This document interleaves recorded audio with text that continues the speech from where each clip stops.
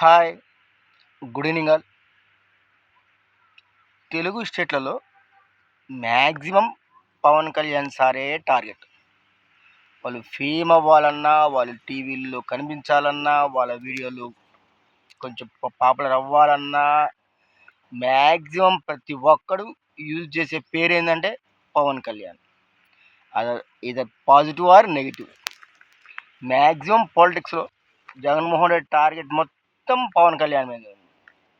లేకపోతే నాకు 1,10,00,000 జనాభా ఉంది. 10% ఓటింగ్ నాకుంది. 6% ఉన్న పవన్ కళ్యాణే డిప్యూటీ సీఎం అయ్యాడు. నేను కానా అంటున్నాడు. అంత జనాభా ఉండి 10% ఓట్ బ్యాంక్ ఉన్నవాడివి కష్టపడి సీఎం కావాలి కానీ డిప్యూటీ సీఎం అది ఏమన్నా రాజ్యాంగబద్ధమైన పదవి. దానికోసం కూడా సభలు పెట్టుకోవాలన్నా ఏంది సార్ ఇది? అసలు మీరు ఏం ఆలోచిస్తున్నారు? గట్టిగా ట్రై చేయండి. కొట్టండి సీఎం పోస్టు. మీరు చెప్పిన ప్రతి దాన్ని నెరవేర్చుకోండి. జాగ్రత్తగా కష్టపడండి. చాలా అణగారిన వర్గాలు మీ వెనక ఉన్నారు. జాగ్రత్తగా కష్టపడండి సార్. అంతేగాని ఎవడో మనకు డైలీ మెయింటెనెన్స్ ఇస్తున్నాడని సింపుల్లో మనకు కవరేజ్ దొరుకుతుందని మనం లైమ్లైట్లో ఉంటున్నామని పవన్ కళ్యాణ్ సార్ పేరుతేనే వాళ్ళు కూడా మనల్ని కవరేజ్ చేస్తారని ఇలా రోజు పవన్ కళ్యాణ్ సార్ భజనేంది సార్. దాని బదులు ఈ రామకోటి రాసుకోండి. రేపు చచ్చిపోయిన తర్వాత పుణ్యమనం దొరుకుతుంది సార్. అచ్చం పవన్ కళ్యాణ్ సార్ చెప్తే మీకు దొరికేది ఏమి ఉండదు. మీరు నెగిటివ్ చెప్తే మీకు అయ్యేది ఏమీ ఉండదు. ఈ రామకోటి రాసుకున్నారనుకోండి ఎంతో కొంత కాలం అయిపోయిన తర్వాత కొంచెం పుణ్యమనం దొరుకుతుంది. సో ప్రతిదానికి పవన్ కళ్యాణ్ ఏమన్నా ఉందా? ఎక్కడన్నా హై స్కూల్లో లోయర్ స్కూళ్ళల్లో కూడా క్యాస్ట్ ఫీలింగ్స్ ఇవాళ ఇవి ఉన్నాయనే సార్ ఇంత జరుగుతుంది. ఎకనామిక్ బ్యాక్గ్రౌండ్ మీద జరగాల్సిన రచ్చంతా క్యాస్ట్ బ్యాక్గ్రౌండ్ మీద జరుగుతుంది. రచ్చంతా ఎవడన్నా వెనకబడ్డాడు అంటే వాడు ఎకనామికల్గా వెనకబడ్డాడు, ఆర్థికంగా లోట్లో ఉన్నాడని చూడాలి.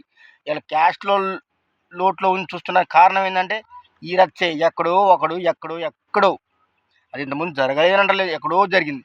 దాన్ని ఇవాళ కూడా పెట్టి చూపించు.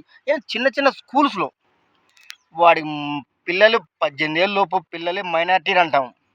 మరి ఆ పిల్లలు జరిగేదాన్ని కూడా పవన్ కళ్యాణ్ నోట్లో ఏం పెట్టుకున్నాడు అని వాగుతున్నాడు అంటే వాళ్ళు మ్యాక్సిమం జరుగుతుంది ఏంటంటే ఫేమ్ కోసం.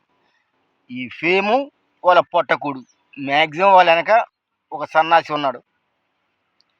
ఆ సన్నాసికి డబ్బులు తండ్రి వల్ల ఎక్కువ డబ్బులు వచ్చి ఆ డబ్బుల్ని ఇలా ఖర్చు పెడుతూ రేపు మళ్ళీ అధికారం వస్తే ఇట్లాంటి 100 కోట్లు సంపాదించిన ఆశ. కానీ ఈ సన్నాసులు అది అర్థం చేసుకోకుండా మాకు డబ్బులు ఇస్తున్నాడు, మాకు ఫేమ్ వస్తుంది. పవన్ కళ్యాణ్ సార్ మిమ్మల్ని ఏమన్నాడు? ఏమన్నా అన్నాడా మిమ్మల్ని? మాట్లాడితే పవన్ కళ్యాణ్ కొంచెం అన్నా ఆలోచించండి సార్. అసలు పవన్ కళ్యాణ్ సార్ మీద పోటీ పడితే మీరే సాధిస్తారు. సీఎం కుర్చీ కోసం పోటీ పడండి ఖచ్చితంగా. మీరు ఏది అన్నాలన్నా చంద్రబాబు అనాలా, ఒక్క నోట్లో ఉంచి మాట కూడా చంద్రబాబు పేరు రాదు. ఎందుకంటే మీకు కూడా తెలుసు వాళ్ళు అనరు అని. ప్రతి టార్గెట్ పవన్ కళ్యాణ్.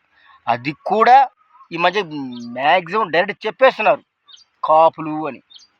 మేము మమ్మల్ని టార్గెట్ పెట్టుకొని ఏం సాధిస్తారు సార్? మేమేమన్నా 100 ఎకరాలు 1000 ఎకరాలు భూస్వాములు కాదు కదా. రోజు రెక్కాడితే డొక్కాడని మనుషులు సార్ మేము. మాకు ఫ్యాక్టరీలు, హాస్పిటళ్ళు, పెద్ద సంస్థలు ఏమీ లేవు. డైలీ కష్టపడేదే. అలాంటిది మా పేరే చెప్పి ఎక్కడన్నా క్యాస్ట్లు కూడా క్యాస్ట్ ఫీలింగ్ చూపిస్తారా? వివక్ష. మేము రోజు అందరిలో కూర్చొని పని చేసుకుంటూ బతికేవాళ్ళం సార్.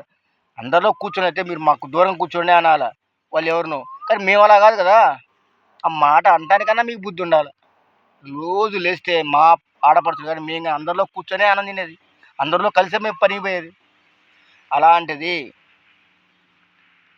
మా పేరని మరీ కుల వివక్ష చూపించారు అంటున్నారంటే ఏమన్నా జస్ట్ మీకు డబ్బులు వస్తున్నాయి మాట్లాడాలి. పవన్ కళ్యాణ్ గారి మీద ఏదో ఒక నెపం మీద పవన్ కళ్యాణ్ గారిని అనాలి. దీని వెనక రాజకీయం ఇంకా సిగ్గులేని ప్రజల రసం. ఎప్పుడు మారుతారో వీళ్ళు తెలియదు. జై హింద్, జై జనసేన.